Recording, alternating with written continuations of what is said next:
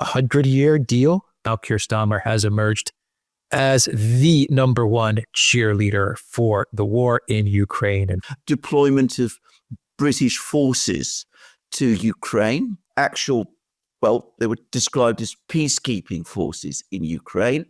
But then we had a follow-up article after his visit from the Daily Telegraph, which clearly was briefed by Starmer's people. What Starmer is proposing is something that can only become possible through the defeat of Russia. And the mechanism is clearly set out in the Daily Telegraph article. Get a ceasefire, insert British and French and other European troops. The ceasefire will, of course, break down.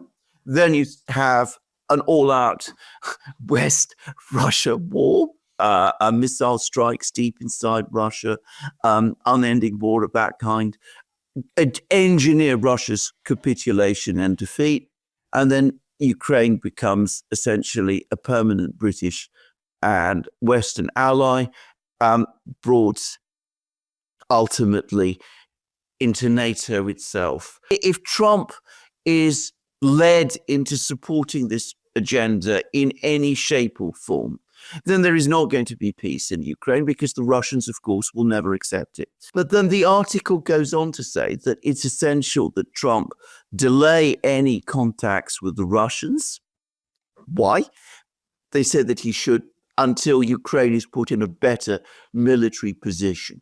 And when the negotiations do take place, they should not just be between the Americans and the Russians. Other parties should also be equally involved in the negotiations. Other countries should be at the table. And the country that's specifically mentioned is Britain. And of course, the British will come to those negotiations with this agenda set out in that document, which Starmer signed whilst he was in Kiev, with the objectives set out in that article that is set out in the Daily Telegraph. This is not an agenda towards peace. It is an agenda towards further war. And I think the Americans, Trump and people like him, need to understand that. And they need to keep the British very, very far away from any discussions that they have with the Russians. Of course, you have the UK and Keir Starmer once again putting out statements urging the incoming Trump administration to keep committed to Ukraine, to keep the money flowing to Ukraine.